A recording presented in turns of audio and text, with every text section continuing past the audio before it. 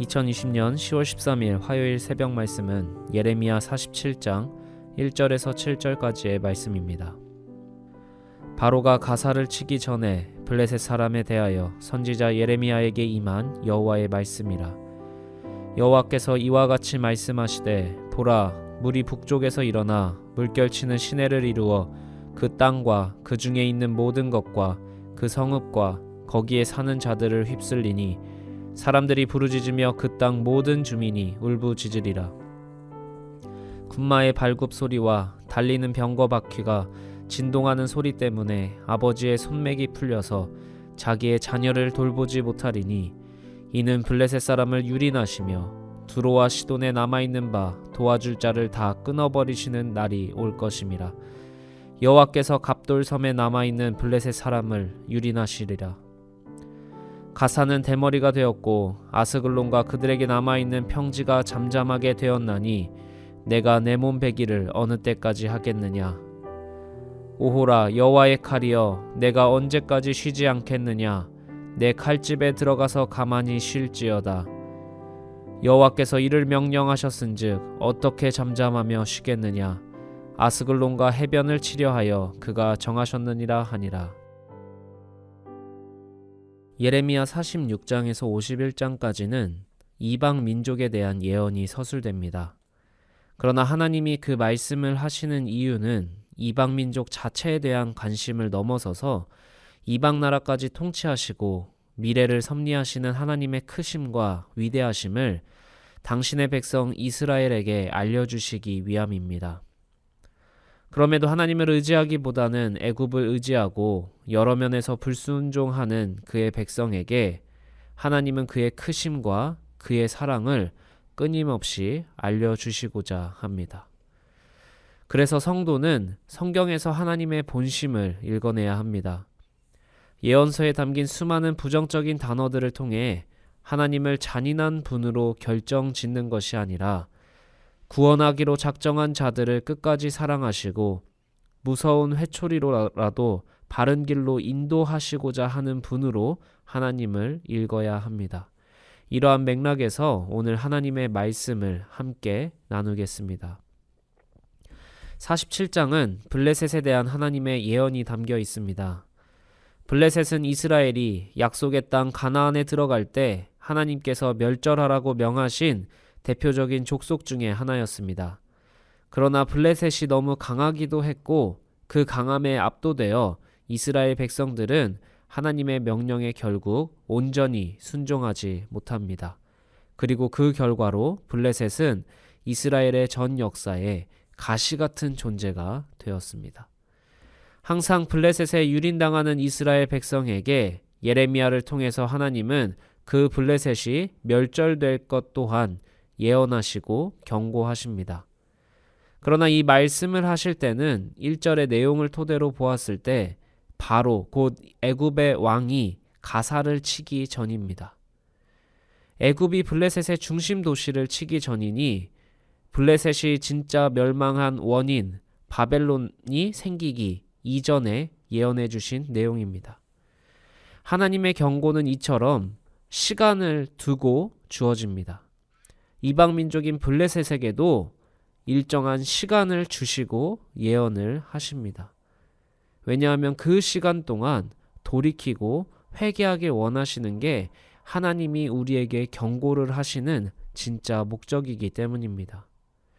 2절부터 블레셋에 대한 하나님의 경고의 말씀이 선포됩니다. 그 심판은 북쪽에서 일어나는데 블레셋의 멸망이 애굽이 아니라 바벨론이 될 것을 미리 말씀해 주십니다. 그리고 그 심판의 모습은 블레셋 사람들이 일상에서 경험하는 이미지에 대입하여 주어집니다. 건기와 우기가 명확하여 우기 때는 마른 시내도 갑자기 불어서 모든 것을 휩쓰는 경우가 근동 지역에는 덜어 있었습니다. 그 무서운 모습과 같이 하나님의 심판이 얼마나 매서울지 예레미야는 예언합니다. 그 심판의 기세는 아비가 자녀를 돌보지 못할 정도로 맹렬하고 두로와 시돈, 갑돌섬에 숨어있는 블레셋인들까지 발본색원될 것을 예언하고 있습니다.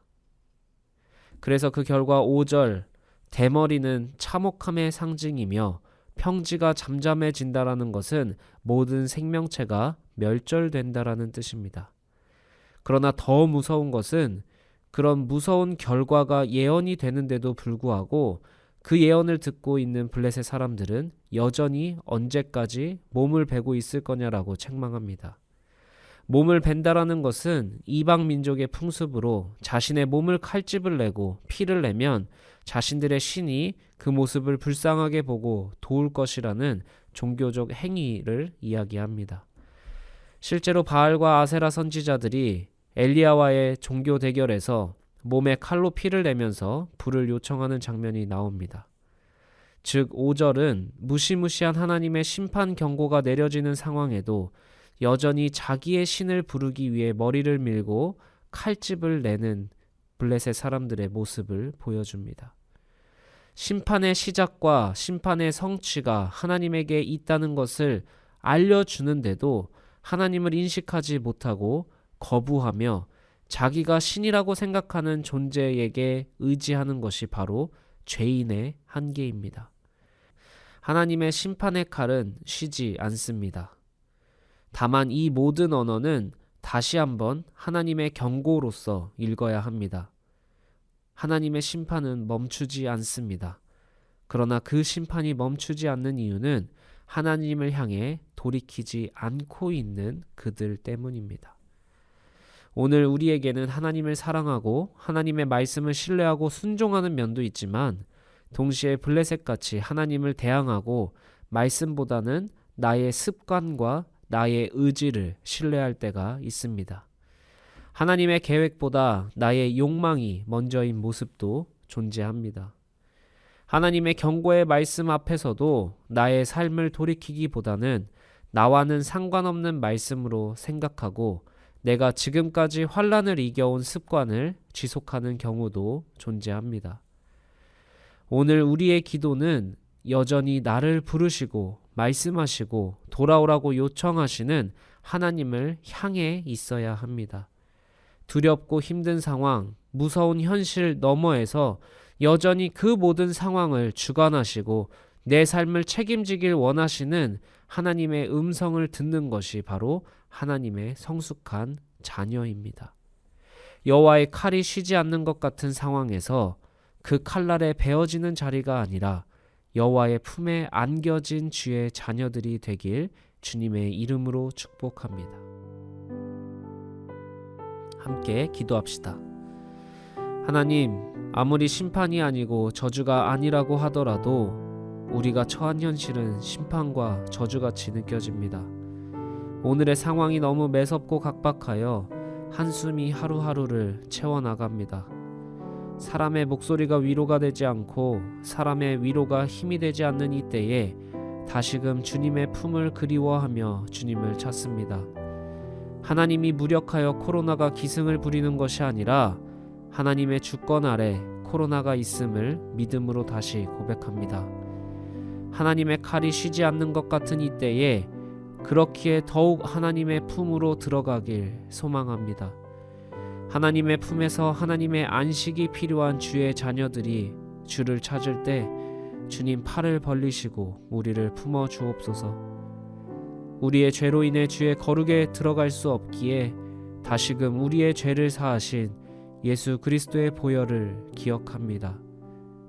나의 죄, 욕망, 잘못된 습관을 주의 보혈에 씻어 주의 품에 안식하는 주의 자녀들이 되게 하옵소서.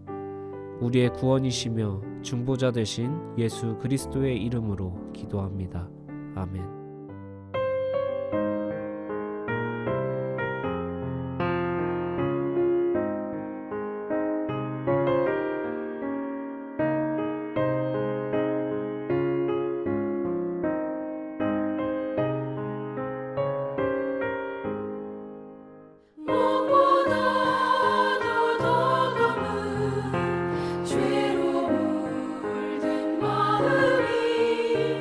있는 곳